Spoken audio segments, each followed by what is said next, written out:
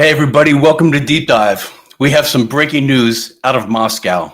Hours from 6 p.m. until midnight, the Russian Federation declares an Easter Truce order for this period to stop all the hostilities for this period from 6 p.m. until midnight, considering, and we expect the Ukraine to follow this example. At the same time, we need to be ready to fend off any aggression coming from Ukraine. We know that the Kiev regime, as you have just reported, has violated the agreements not to target energy infrastructure facilities. So please be ready to respond to any aggression.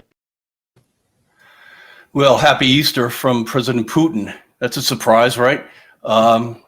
He's a clever man, he's a smart man, and I think this is a smart move, right? I don't know how much it's really going to change anything, but I think it's his way of showing his reasonableness, another tidbit of reasonableness, from his end. I think people maybe some will just call him manipulative, and it's meaningless that he's doing it. It says something. I think it's of worthy note. And 48 hours. Well, it's 48 hours of hopefully 0 deaths. We'll find that out. See if that actually, if everybody adheres to it. But a little bit of good news, right? It's a little bit of good news. Got to recognize it for that.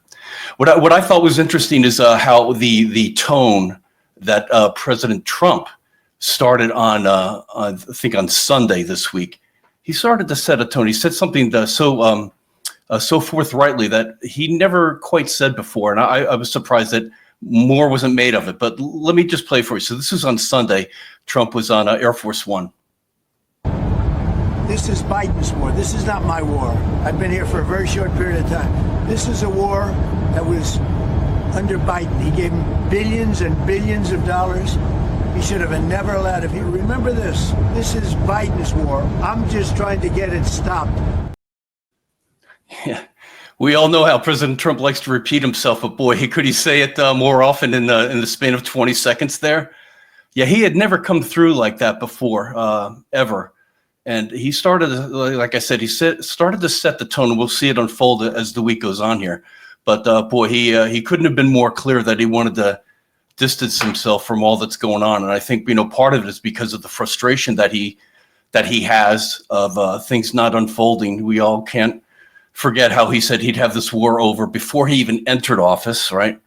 And then he said, soon, and now, time is rolling on. So we're starting to see things, unfold, and hopefully it's not cracking and falling apart as it unfolds. But it kind of looks like that. Here was Secretary of State Marco Rubio just 2 days ago. We need to figure out here now, within a matter of days, whether this is doable in the short term. Because if it's not, then I think we're just going to move on from our perspective. The president feels very strongly about that. He has dedicated a lot of time and energy to this, and there are a lot of things going on in the world right now that we need to be focused on. That was just yesterday.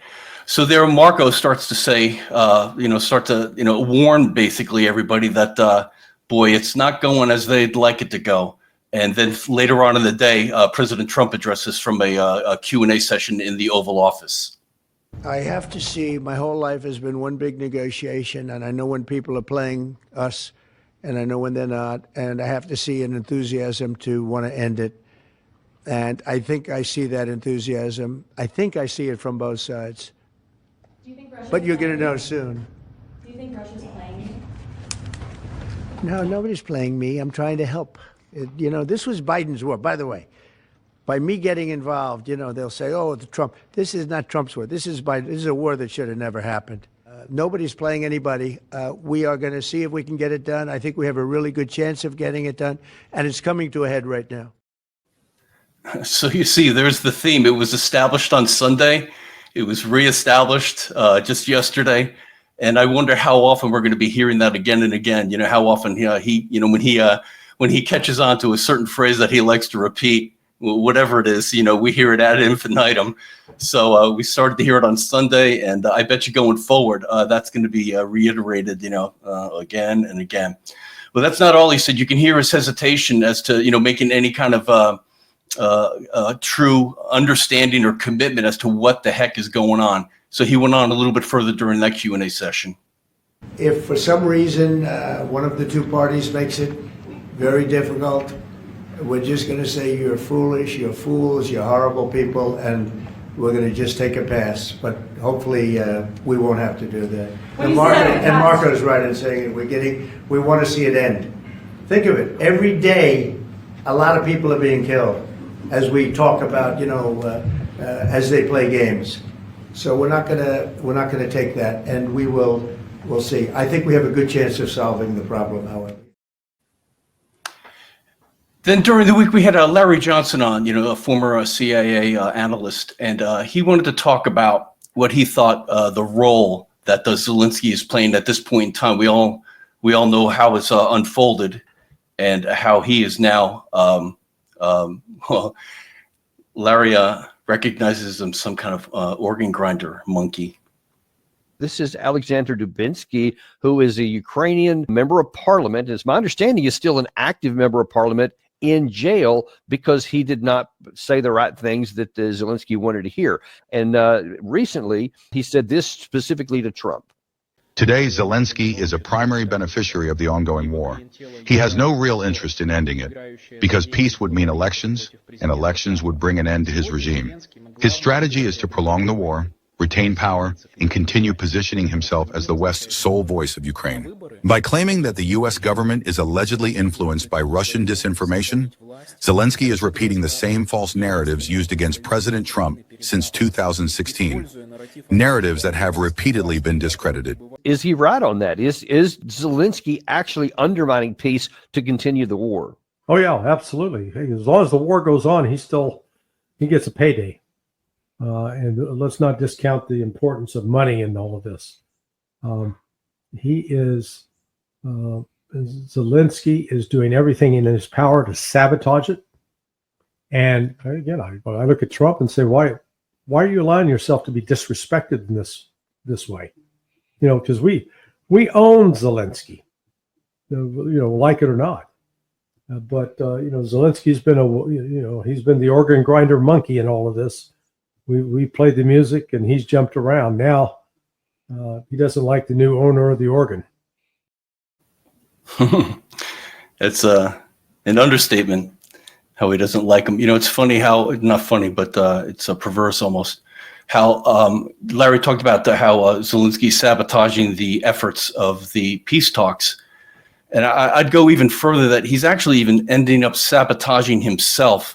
Here he is just earlier this week talking about what he describes, and as he says, all of Ukrainians describe as what they think their red lines are, as if he's in a place to actually call what red lines are. Like he can do that. He's in the position of power that he could do that in these negotiations. Well, here's how Zelensky describes it.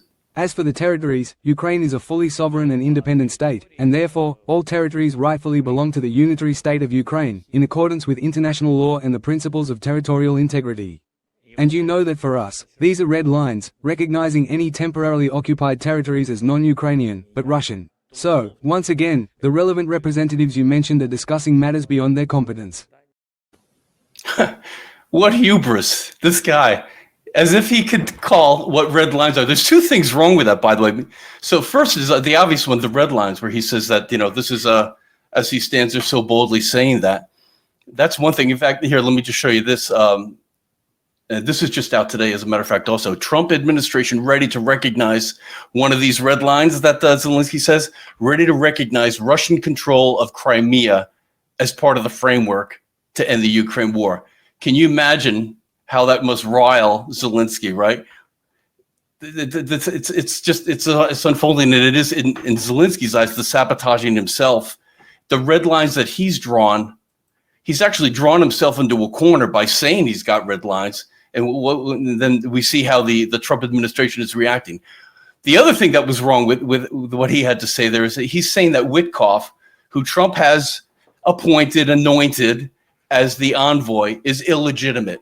That he doesn't recognize him. He says that Witkoff, if you saw that whole press conference, the the reporter had actually asked Zelensky, about the negotiations. Witkoff had actually met with Putin earlier on in the week, and Zelensky just dismisses it, illegitimate. He has nothing to say. He has nothing that will be meaningful in these negotiations. So the very man that's trying to negotiate these peace talks and end this war is who Zelensky dismisses. So you see that the box that Zelensky has drawn himself into. So not only is he sabotaging all the whole process, but he's actually, as many of you already call him, he's playing the fool, and but he doesn't even recognize it. So